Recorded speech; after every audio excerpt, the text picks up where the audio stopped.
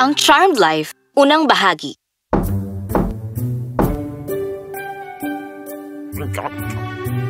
Flory, anak, kailangan mo na magmadali.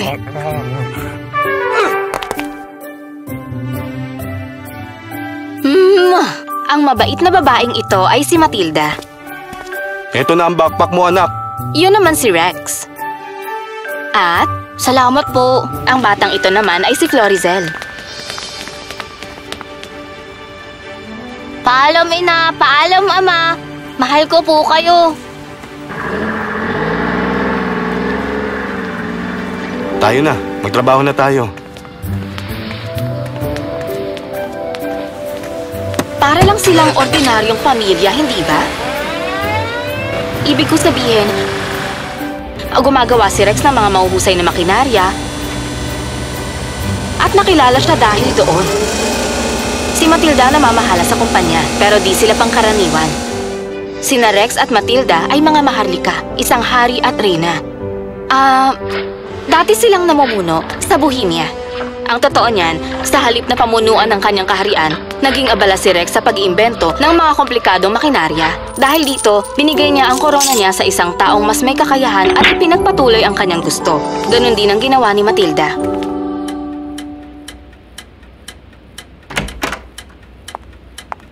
Rex! Tingnan mo to! Hindi ko gusto ang schedule na to at ang mga numero rito. Paano kung i-reschedule natin ang mga order ng Duchess of Laylift? Tapos, magkakaroon pa ako ng oras para pag-eksperimentuhan ng mga bagong storage na gusto niya. Ang galing mo, mahal ko.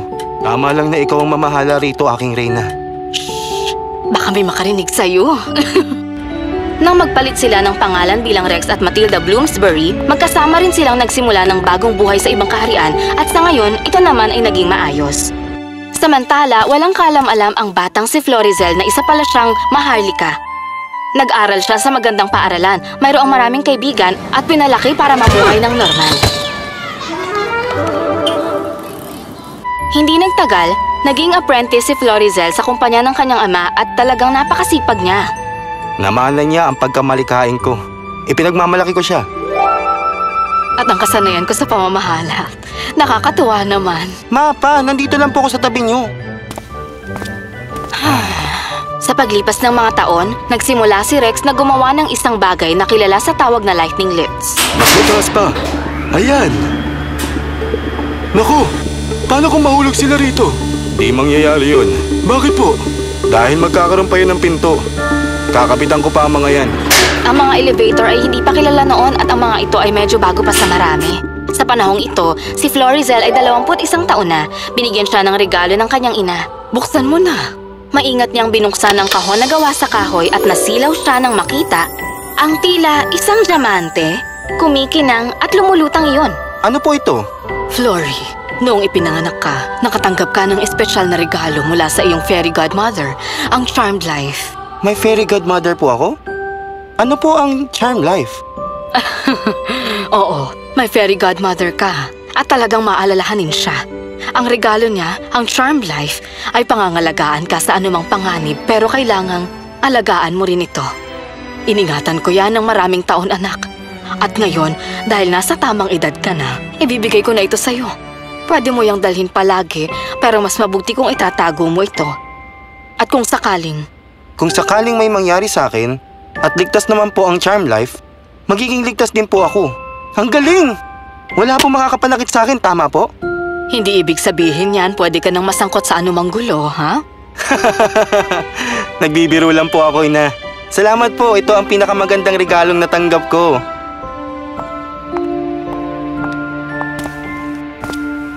Kinuha ni Florizel ang kahon at tinago ito sa isang butas sa dingding.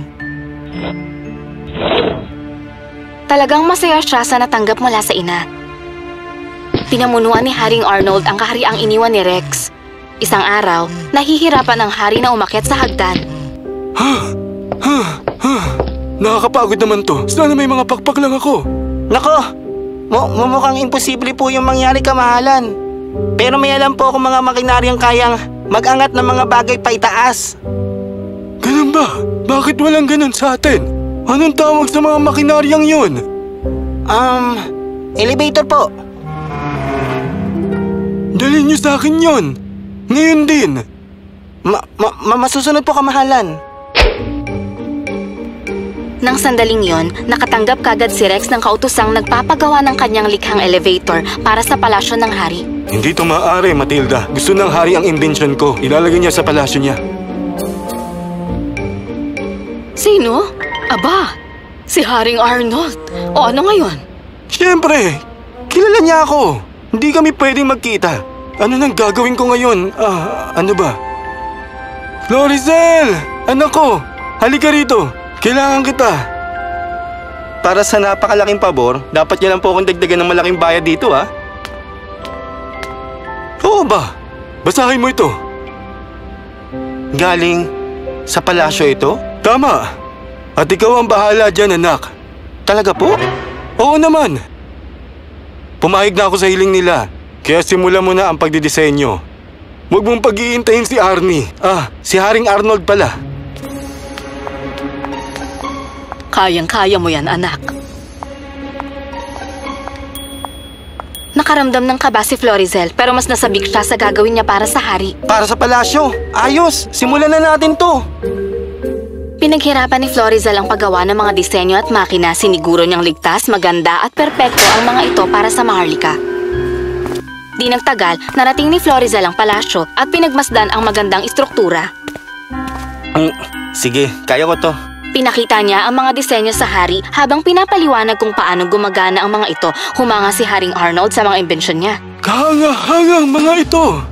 Madali na akong makakapamasyal sa palasyo ng may karangyaan. Simulan niyo na ang paggawa. Malugod na tinanggap ni Florizel ang utos. Tinipon niya ang mga tauhan niya at nagtrabaho agad. May anak si Haring Arnold, si Prinsesa Candida. Matalino at matapang siyang babae, kaya naman mahal na mahal siya nito.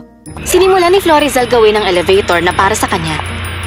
Aba, ito na ba ang elevator? Kamahalan. Hindi po kayo dapat naparito.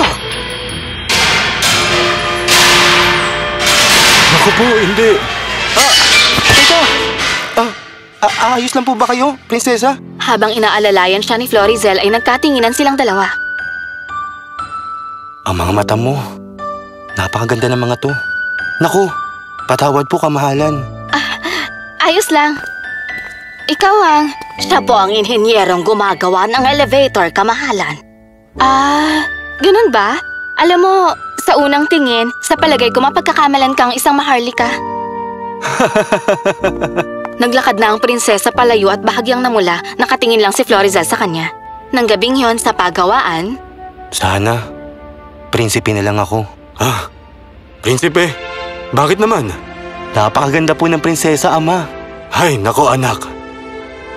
Ang mga mata niya'y... Di maaari to. Ama, sa tingin ko, umiibig na ako sa kanya. Pigilan mo yan, anak. Ano po? Hindi ko po magagawa yan. Minsan ko lang po itong maramdaman. Ano yon? Ay... Nagpatuloy si Florizel sa pagkukwento tungkol sa iniibig niya, habang si Matilda naman ay pinaliliwanagan ni Rex tungkol sa kakaibang kinikilos ng anak nila. Alam ko na! Magdadamit ako at magpapanggap bilang isang prinsipe. Flori, hindi ka namin pinalaki para magsinungaling. Ayan, sige lang. Kasinungalingan ang pundasyon ng pag-ibig. Tama yan, sige lang.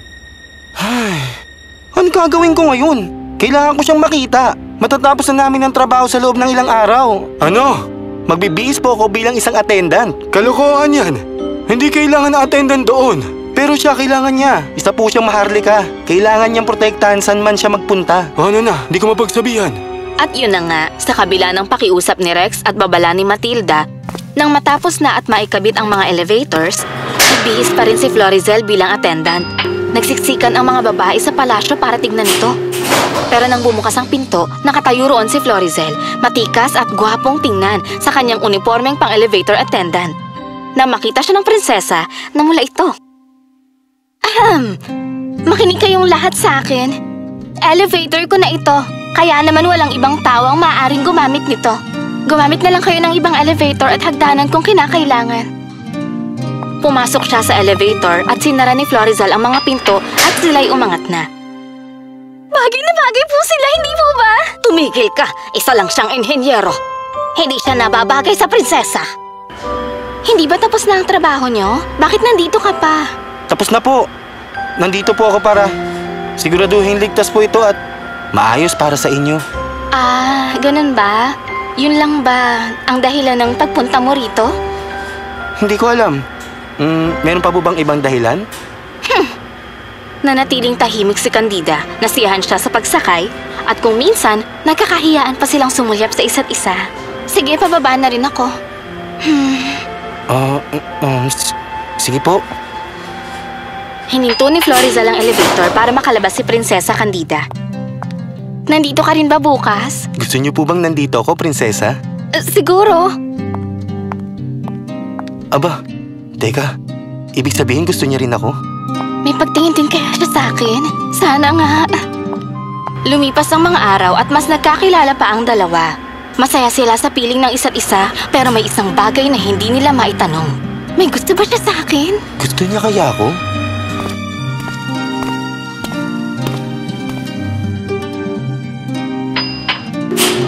Napansin ni Florizel na may kakaibang nangyayari sa tuwing papasok siya sa elevator. Nakakita siya ng isang maliit na bulaklak ng jasmine sa sahig nito. At palagi naman niya itong sinusuot. Pero sino nag-iwan ito dito? Ang prinsesa ba? Para ibigay sa akin? O baka mga maid na nag-iwan para sa prinsesa? Nagpasya si Florizel na alamin ito. Kinaumagahan, dumating siya ng mas maaga sa kanyang karaniwang oras at naghintay sa likod ng mga kortina. Ay, sana mapansin naman niya. Hindi ako sanay gumising ng maaga. Ang pag-ibig nga naman. Mahal ko. Naku po! Namula si Candida dahil sa nangyari kasing pula ng kay Florizel na masayang-masaya. Pwede na ba nating itigil ang larong ito? Anong laro ang sinasabi mo? May pagtingin ka sa akin, hindi ba? Paano mo nasabi yan? Ayaw mo sa akin? Gusto kita. Eh ikaw? Ako? Siyempre gusto ko sarili ko. Hindi yun! Gusto mo rin ba ako? Minahal kita simula una pa tayo nagkita. Sana prinsipe na lang ako. Ayos lang ba kung magpapakasal ka sa isang tulad ko? Nagustuhan kita dahil sa kung sino ka. Sa'yo lang ang puso ko. Sa sandaling yon, may biglang naalala si Florizel. Tignan mo to. Dinala ko ang bagay nito ngayong araw. Napakahalaga para sa akin ito. Pinaliwanag ni Florizel kay Candida ang tungkol sa kanyang charm life. Nakinig siyang mabuti sa bawat salita at humanga sa kumikinang na diamante. Gusto kong ibigay ito sa'yo. Pero napaka-importante ng bagay na to. Mahalaga ka rin sa akin kaya ngayon, ibinibigay ko na sa'yo ang puso ko at ang buhay ko. Kung ganon, oo, tinatanggap ko. Ibinibigay ko rin sa'yo ang puso ko. Marahil iniisip mong ito na ang matamis at masayang wakas para sa kanilang dalawa. Sa kasamaang palad, sa likod ng kasiyahang ito, may isang tagapaglingkod ng kaharian, tahimik na nakikinig sa lahat ng nangyayari. Isa siyang di kaaya-ayang lalaki, malupit, walang galang at hindi siya gusto ng prinsesa. Gayunman, umiibig ito sa kanya at ngayoy, labis ang selos na nadarama. Isang hamak na inhinyero. Siya ang mahal niya?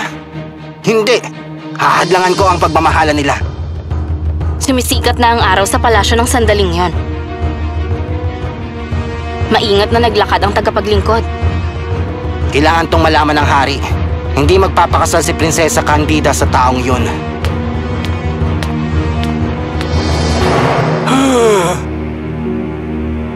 Kay ganda ng umaga. Ano kayang mangyayari ngayong araw na to?